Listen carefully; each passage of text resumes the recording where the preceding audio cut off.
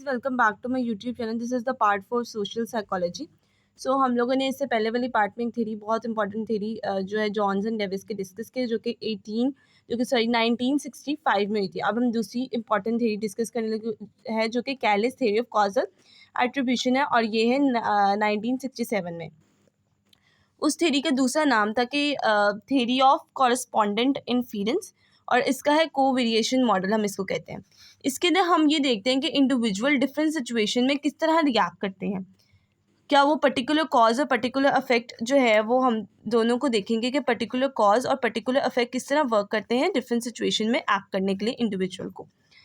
सो अब जो है ना, वो जो कैलिस है उसने जो है वो 3 जो है हमारे पास मेन बेसिक टाइप्स बताई हैं, उसके मुताबिक ये थ्योरी चलेगी। पहला है कॉन्सेंसस, फिर है कंसिस्टेंसी, और फिर है डिस्टिंक्टिवनेस। अब कॉन्सेंसस क्या होती है? The extent to which others people react to a given. अब यहाँ पे मैं आपको पहले जर्नल बता देती हूँ, फिर हम रीडिंग करते हैं।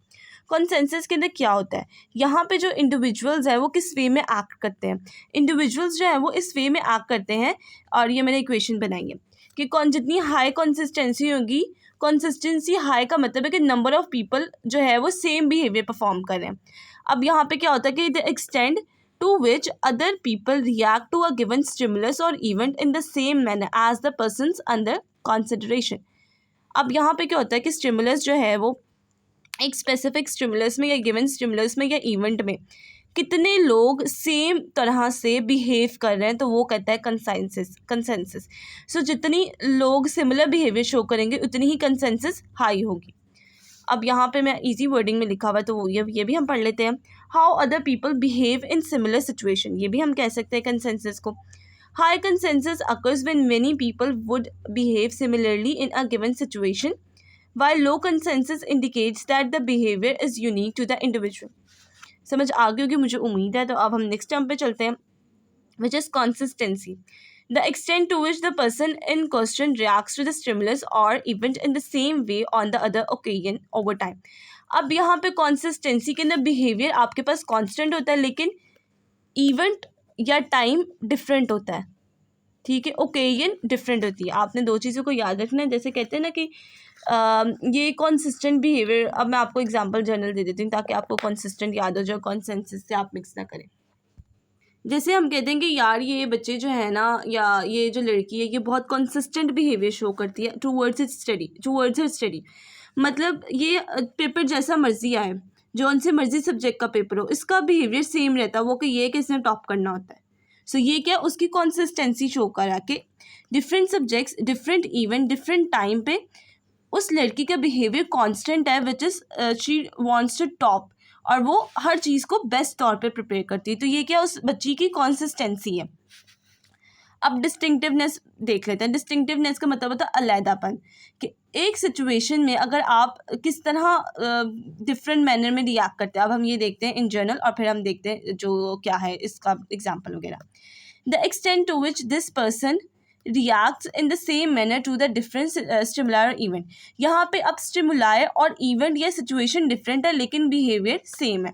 यहाँ पे भी बिहेवियर सेम है, और यहाँ पे क्या है हमारे पास, वो ओकेजन डिफरेंट है, डिफरेंट टाइम पे बिहेव करे। और डिस्टिंक्टिवनेस के अंदर क्या है कि बिहेवियर जो है, क्या इंडिविजुअल है वो डिस्टिंक्ट कर सकता है डिफरेंट सिचुएशन में और डिफरेंट स्टिमुलाई में अपने बिहेवियर को क्या उसके मुताबिक चेंज कर सकता है। अब इसकी जो है ना आपको तब बेस्ट समझ आएगी जब मैं एग्जांपल दूंगी, और जब मैं जो एक्सटर्नल इंटरनल और इंटरनल एक्सटर्नल कॉजेज बताऊंगी। सो हम पहले इंटरनल एक्सटर्नल और इंटरनल एक्सटर्नल कॉजेज पे चले जाते हैं।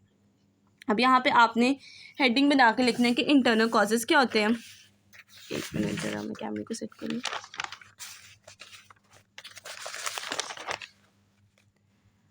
आपने सबसे पहले लिखना है कि इंटरनल कॉज क्या होता है और कब होते हैं। इंटरनल कॉज तब होते हैं जब आपकी कंसिस्टेंसी हाई हो, it is related to your internal, ठीक है। अब आपने याद रखना है, जैसे कंसिस्टेंसी हाई होगी तो क्या होगा, आपका इंटरनल बिहेवियर जो इंटरनल कॉज में क्लासीफाई होगा, मतलब। और साथ साथ आपने ये भी याद रखना है कि ये जो दो फैक्टर हैं, कंसेंसस और डिस्टिंक्टिवनेस, ये लो होंगे, ठीक है। तब होगा आपका बिहेवियर इंटरनल कॉज के अंदर क्लासीफाई करेगा। एक्सटर्नल कॉज के अंदर कब क्लासीफाई करेगा, जब ये तीनों जो टर्म्स हैं, ये तीनों जो हमारे पास वैल्यूज़ है, वो तीनों हाई हो तो एक्सटर्नल कॉज में क्लासीफाई करेगा।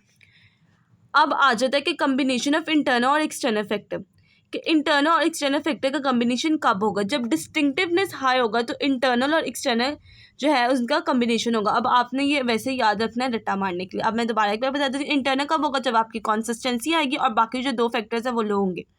एक्सटर्नल कब होगा, जब तीनों हाई होंगे। और इंटरनल एक्सटर्नल कब होगा, जब डिस्टिंक्टिवनेस हाई होगी। बस आप अब आपने ये याद रखना है। अब यहाँ पे एग्जाम्पल है कि आपके दोस्त को पिज़्ज़ा पसंद है और आप ये जानना चाहते हैं कि उसको पिज़्ज़ा क्यों पसंद है। और मैं पहले ही आपको बता देती हूँ कि ये जो एक्सटर्नल कॉज है, क्यों एग्जाम्पल जो है ना, ये एक्सटर्नल कॉज की एग्जाम्पल है। इंटरनल की भी हम डिस्कस करेंगे, वो मैंने खुद बनाई है, तो आप पहले एक्सटर्नल की देख लें, फिर हम इंटरनल की भी देखते हैं। अब आपने सर्टन बिहेवियर नोट करने हैं, ठीक है, अपने फ्रेंड के।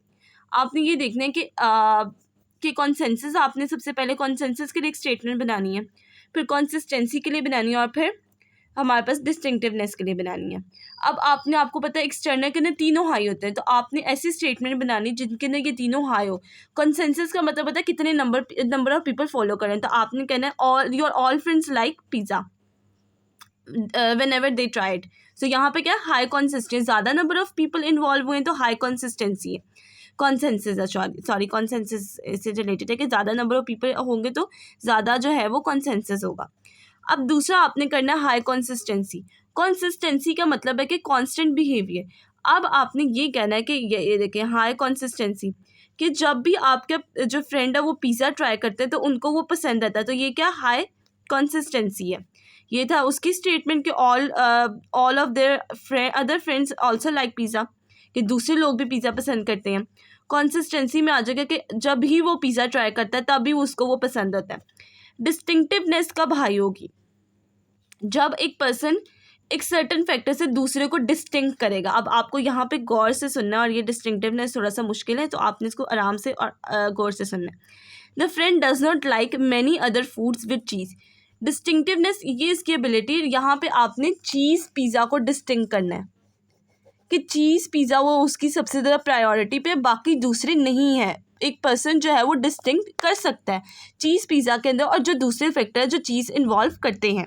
सो ये थी एग्जाम्पल हमारे पास एक्सटर्नल फैक्टर की। और ये एक्सटर्नल फैक्टर की किस तरह बनी है, क्योंकि उसकी इनहेरेंट क्वालिटी की वजह से उसको पिज़्ज़ा नहीं पसंद है, बल्कि उसके जो एक्सटर्नल फैक्टर है वो कॉज करते हैं उसको चीज़ पिज़्ज़ा पसंद करने में। अब हम जो है ना इंटरनल जो है ना वो डिस्कस करते हैं उसकी एग्जाम्पल। इंटरनल के अंदर मैंने ये लिखी है कॉन्सेंसस, फिर कंसिस्टेंसी, डिस्टिंक्टिवनेस और एट्रीब्यूट। आप इस तरह भी एग्जाम्पल को लिख सकते हैं, उस तरह भी लिख सकते हैं। अब आपने करना है इंटरनल एट्रीब्यूशन। इंटरनल एट्रीब्यूशन में आपको पता है सिर्फ कंसिस्टेंसी हाई होती है, बाकी तो लो होती है। अब आपने उसी के मुताबिक जो है ना वो एक स्टेटमेंट डेवलप करनी है। अब जॉय एक बच्चा है और फीडो जो है वो डॉग है। अब आपने कंसेंसस को लो रखना है। लो कंसेंसस का मतलब है कि कम जो है ना लोग उसके साथ उस सर्टेन बिहेवियर के साथ परफॉर्म करें, कम लोग परफॉर्म करें उस बिहेवियर को। अब आपने किकिंग बिहेवियर को यहाँ शो करना है कि ओनली जॉय किक्स फीडो, ये है लो कंसेंसस। अब कंसिस्टेंसी का मतलब है कि कांस्टेंट बिहेवियर शो करना। अब आप इसके अंदर ये कहेंगे कि जॉय जो है जब भी डॉग को देखता है फीडो को तो वो उसको किक करता है, और वो डॉग क्या है, फीडो है। अब डिस्टिंक्टिवनेस क्या होगा, डिस्टिंक्टिवनेस कब लो होगी, जब जॉय जो है वो सबको किक करेगा। मतलब जॉय जो है वो डिस्टिंक्ट बिहेवियर शो नहीं करा, वो सिर्फ फीडो को किक नहीं करा बल्कि वो सबको किक करा। हाई तब होगा जब सिर्फ फीडो को किक करेगा। लेकिन हम अब यहाँ इंटरनल की बात करें तो क्या है कि जॉय से ऑल डॉग्स को किक करता है, तो यहाँ पे सिर्फ हाई कंसिस्टेंसी के जब भी फीडो को देखते हैं तो तब वो उसको किक करता है। अब ये बिहेवियर किसके अंदर होगा, इंटरनल कॉज इसके एट्रीब्यूशन में आएगा कि Joy is a vicious person who kicks dog, कि जॉय जो है ना वो उसके साथ मसला है, उसका इंटरनल कॉज है कि वो हर डॉग को ही किक करता है और जो है ना वो डिस्टिंक्ट नहीं कर पाता। ठीक है, अब ये थी आपको आ गया ये कॉन्सेंसस की भी मैंने आपको पढ़ा दी। अब 2 डायमेंशंस हैं कॉजल एट्रीब्यूशन के, वो हम देख लेते हैं। अब कॉजल एट्रीब्यूशन के 2 डायमेंशन है, स्टेबिलिटी और काउंटेबिलिटी। अब यहाँ पे आपने ये बात याद रखना है कि ये इंडिपेंडेंट डायमेंशंस है, ये इंटरनल और एक्सटर्नल डायमेंशन पे डिपेंड नहीं करती। अब इसके अंदर हम देख लेते हैं इंटरनल कॉज क्या होता है स्टेबिलिटी में। अब आपको पता है स्टेबल का मतलब विच रिमेन्स कांस्टेंट, ठीक है, for some time. So stable over time कौन सी होगी, अब आपने इंटरनल कॉजेज बताना है और एक्सटर्नल कॉजेज बताना है। इंटरनल कॉजेज ऑफ बिहेवियर के अंदर आ जाएगा personality trait remains to constant, ठीक है, पर्सनैलिटी ट्रेट्स जो है वो आफ्टर सम टाइम कांस्टेंट हो जाती है और टेम्परामेंट्स भी कांस्टेंट हो जाते हैं। तो हम कहते हैं ना ये पर्सन बड़ा जॉयली है बाय बिहेवियर, तो वो टेम्परामेंट के अंदर आता है ना कि बाय नेचर ये बहुत अच्छा है, लविंग है, केयरिंग है। और अगर अदर इंटरनल कॉजेज देखें तो कुछ चेंज भी होते हैं, जैसे मोटिव चेंज होते हैं, हेल्थ चेंज होती है, cause it is related to your internal ना, इंटरनल जो चीज़ें उनसे रिलेटेड है, मोटिव, हेल्थ और फटीक। अब कंट्रोलेबल देख लीजिए, जो हम कंट्रोल कर सकते हैं। इंटरनल कॉजेज़ के अंदर क्या आ जाएगा कि हम अपने टेम्परामेंट्स कंट्रोल कर सकते हैं, सेम वही एग्जांपल है। और एक्सटर्नल के अंदर क्या है कि हम क्रोनिक इलनेस, यहाँ पे उन्होंने फटीक को ज़्यादा मतलब फोकस कर लिया कि जो थकावट या इलनेस से रिलेटेड या क्रोनिक इलनेस है उनको हम कंट्रोल नहीं कर सकते, डिसेबिलिटी को कंट्रोल नहीं कर सकते। अब यहीं पे सेम लाइक दैट हम एक्सटर्नल फैक्टर ऑफ बिहेवियर भी देखते हैं। अब कुछ एक्सटर्नल फैक्टर है वो स्टेबल रहते हैं और कुछ स्टेबल नहीं रहते, कुछ कंट्रोलेबल रहते हैं और कुछ कंट्रोलेबल नहीं रहते। जो स्टेबल रहते हैं वो है कि हम जो है ना एक स्टेबल वे में परफॉर्म करते हैं in a society towards a specific rule. ये एक्सटर्नल फैक्टर है क्योंकि हम जो सोसाइटी से रिलेटेड है, एक्सटर्नल से रिलेटेड है। और दूसरा ये है कि बैड लक, ये भी एक्सटर्नल फैक्टर है। अब लिमिटेशन जो है वो इस थ्योरी की 2 है और ये बहुत इंपॉर्टेंट शॉर्ट है,